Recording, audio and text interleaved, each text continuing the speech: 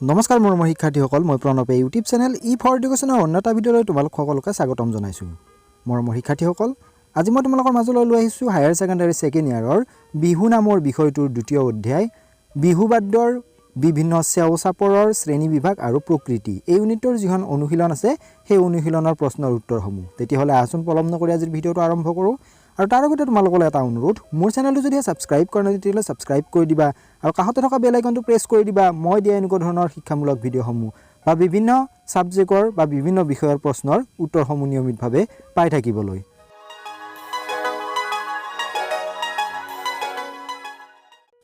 প্ৰশ্ন নম্বৰ 1, বিহু বাদ্য বুলিলে কি বুজা? বিহু বাদ্য বুলি ক'লে ৰঙালী বিহু উৎসৱৰ গীত নাচৰ অনুষ্ঠানত ব্যৱহাৰ হোৱা বাদ্যসমূহকে বুজোৱা হয়। বিহু বাদ্য মূলতঃ 5 বিধ: ঢোল, পেঁপা, গগনা, টকা আৰু সুতুলি। এই কেইবিধৰ উপৰিও তাল আৰু বাঁহীৰ প্ৰচলন বহুলভাৱে ভালেমান দশক ধৰি চলি আহিছে। তদুপৰি বিন, থোপটং বা থৌটং আৰু জেনটং আদি বাদ্যও কিছুমান অঞ্চলত প্ৰচলিত। প্ৰশ্ন নম্বৰ 2, যিকোনো তিনিটা বিহু বাদ্যৰ পৰিচয় দিয়া।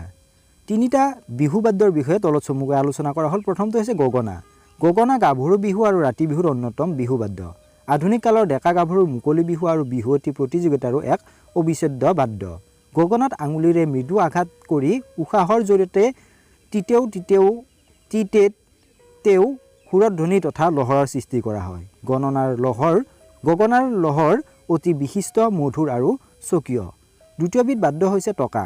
টকা গাভৰু বিহু আৰু ৰাতি বিহুৰ অন্যতম বিহু বাদ্য। হুঁচৰিতো টকাৰ ব্যৱহাৰ হয়। গাভৰু বিহু আৰু ৰাতি বিহুত দুবিধ টকা অৰ্থাৎ হাত টকা আৰু মাটিৰ টকা পৰম্পৰাগতভাৱে প্ৰচলিত। তৃতীয়বিধ বাদ্য হৈছে সুতুলি। সুতুলিৰ ফুটাত তিনিওটাৰ মাজৰটো ফুটাত ফু দি আৰু বাকী দুটা আঙুলি বোলাই সুতুলি বজোৱা হয়। সুতুলিত বিহুনামৰ সুৰ তোলা হয়। তদুপৰি বিহুনামৰ লগত সংগত ৰাখিও বজোৱা হয়।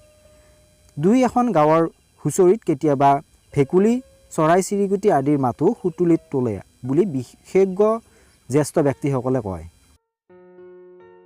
প্ৰশ্ন নম্বৰ 3, হুঁচৰিত পৰিৱেশন হোৱা ঢোলৰ 4 প্ৰকাৰৰ চেউৰ চমু আভাস দিয়া। হুঁচৰিত পৰম্পৰাগতভাৱে কেইটামান নিৰ্দিষ্ট নাম তথা প্ৰকাৰৰ ঢোলৰ চেউৰ প্ৰচলন হৈ আহিছে। সেইবিলাকৰ ভিতৰত বহুলভাৱে প্ৰচলিত 4 প্ৰকাৰৰ চেউ চাপৰৰ চমু পৰিচয় তলত দাঙি ধৰা হ'ল। প্ৰথমটো হৈছে হুঁচৰিৰ ঘোষাৰ চাপৰ। হুঁচৰিত মংগল ধ্বনিৰ পিছতেই হুঁচৰিৰ ঘোষা আৰম্ভ হয়। হুঁচৰি ঘোষা বজোৱাত ঢোলৰ চাপৰখিনি অসমৰ প্ৰায় সকলো অঞ্চলতে একে বুলিব পাৰি। বোলৰ সামান্য ভিন্নতাহে আছে। দ্বিতীয়বিধ চেও বা চাপৰ হৈছে সৰা বা চুটি চেও। এই চেও ঢোলৰ আনবিলাক চেওতকৈ চুটি অৰ্থাৎ কম সময়ৰ, সেইকাৰণে ইয়াৰ নাম সৰা চেও। ভালে সংখ্যক সৰা চেওৰ প্ৰচলন পৰম্পৰাগতভাৱে চলি আহিছে। তৃতীয়বিধ চেও হৈছে বুঢ়া চেও বা কছাৰী চেও। হুঁচৰিত ব্যৱহৃত সকলোবিলাক ঢোলৰ চেওৰ ভিতৰত বুঢ়া চেও বা কছাৰী চেও আটাইতকৈ বৈশিষ্ট্যপূৰ্ণ আৰু বিস্তৃত। গাঁওভেদে এক নিৰ্দিষ্ট চাপৰেৰে নাইবা বিশিষ্ট সুৰ, কথা আৰু লয়ৰ বিহু নামেৰে এই চেও আৰম্ভ হয়। তাৰ পাছত এক নিৰ্দিষ্ট চেও বা বাজনাৰ লেঠেৰিত দুবাৰ বজোৱা হয় আৰু এই চেও বা বাজনাক মূল বাজনা বুলি কোৱা হয়। চতুৰ্থবিধ চেও হৈছে দীঘলীয়া চেও। বেছ দীঘলীয়া তথা তুলনামূলকভাৱে বেছি সময় বজাই বাবে এই চেওৰ নাম দীঘলীয়া চেও। এই চেওত মাজে মাজে তালৰ একোটা আৱৰ্তন একাধিকবাৰ। কুৱেশ্যন নম্বৰ 4, ম'হৰ শিঙৰ পেঁপাৰ বোল আৰু চেওৰ বিৱৰণ দিয়া। ম'হৰ শিঙৰ পেঁপা পৰম্পৰাগতভাৱে ৰাতি বিহু আৰু হুঁচৰিত প্ৰচলন হৈ আহিছে। বিভিন্ন বোল সৃষ্টি কৰি সুৰীয়াকৈ পেঁপা বজোৱা হয়। পেঁপাৰ বোলবিলাক হৈছে টি টে লি বা লে, কি বা কে, টিত বা তত, হি বা হে, ৰ বা অ, ত বা তাত, ক ই লাং, ধন ল ব, ক ও ব, লু লিটি, লিকি, টিহেটি, টিহেলুৱা ইত্যাদি। ঢোলৰ চেউৰ দৰে পেঁপাৰো চেউ অৰ্থাৎ বিশেষ সাজোনৰ বিভিন্ন বোল লেঠাৰিতে বজোৱা বাজানা আছে। অৱশ্যে সিবিলাকৰ প্ৰকাৰ বিষয়ে অদ্যাপি বহল ভিত্তিক বিশ্লেষণ হোৱা নাই। চুটিকৈ বজালে সৰা চেউ আৰু দীঘলীয়াকৈ বজালে দীঘলীয়া চেউ বুলি কয়। পেঁপাৰ চেউক পেঁপাৰ লহৰ বুলিও কোৱা হয়। তদুপৰি কিছুমান অঞ্চলত হুৰালি নামৰ এক বিশেষ চেউৰ প্ৰচলন হৈ আহিছে। পেঁপাত বিহুনাম বজোৱাটো পৰম্পৰাগতভাৱে চলি আহিছে। পেঁপাত বিহুনাম তিনি ধৰণে বজোৱা হয়। এটা ধৰণ হৈছে পেপুৱাই পেপাত বিহুনাম একোফাকি বজোৱাৰ পিছত দলৰ বাকীসকলে সেই ফাকি বিহুনাম মুখেৰে গায়। আনটো ধৰণ হৈছে পেপাত এফাকি নাইবা কেইবাফাকিমান নিৰ্বাচিত বিহুনাম লেঠাৰিকৈ বজায়।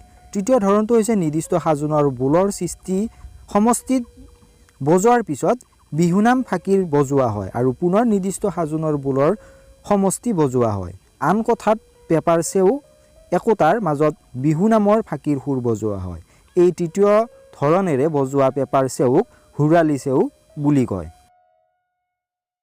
প্ৰশ্ন নম্বৰ 5 হুঁচৰিত কছাৰী চেউ বা বুঢ়া চেউৰ প্ৰচলনৰ বিষয়ে চমুকৈ লিখা।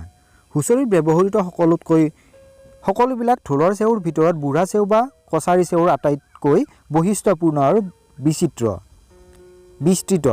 গাঁওভেদে এক নিৰ্দিষ্ট চাপৰেৰে নাইবা বিশিষ্ট সুৰ কথা লয় বিহুনামেৰে এই চেউ আৰম্ভ হয়। তাৰপিছত এক নিৰ্দিষ্ট চেউ বা বাজানা লেঠাৰিতে দুবাৰ বজোৱা হয় আৰু এই চেউ বা বাজানাক মূল বাজানা বুলি কোৱা হয়। মূল বাজানাখন বজোৱাৰ পিছত এফাকি বিশিষ্ট সুৰ কথা আৰু লয়ৰ বিহুনাম গোৱা হয়। তাৰপিছত একোটা নিৰ্দিষ্ট চুটি বাজানা বজাই পুনৰ মূল বাজানাখন বজোৱা হয়। এনে চুটি বাজানাক সঁচাৰ বুলি কয়। এনেকৈ মুঠ 11খন নিৰ্দিষ্ট সঁচাৰ আৰু প্ৰতিখন সঁচাৰৰ শেষত মূল বাজানাখন বজোৱা হয়। মূল বাজানাখন একোবাৰ বজোৱাত একোটা পালচ বুলি গণ্য কৰা হয়। সেয়েহে বুঢ়া চেউ মুঠ 12 পালচৰ সমষ্টি বুলি ধৰে। আৰম্ভণিতে মূল বাজানাখন বজোৱাক এক পালচ আৰু 11খন সঁচাৰৰ লগত বজোৱা মূল বাজানা আৰু সঁচাৰৰ সমষ্টিৰে একো পালচেৰে মুঠ 12 পালচ। কোনোৱে বুঢ়া চেউ মুঠ 24 পালচৰ সমষ্টি বুলি ধৰে। মূল বাজানাখন 13 বাৰ 11খন সঁচাৰ পিছে অধিকাংশ অভিজ্ঞ 12 পালচৰ সমষ্টি বুলি ধৰিব লাগে বুলি মত দিয়ে।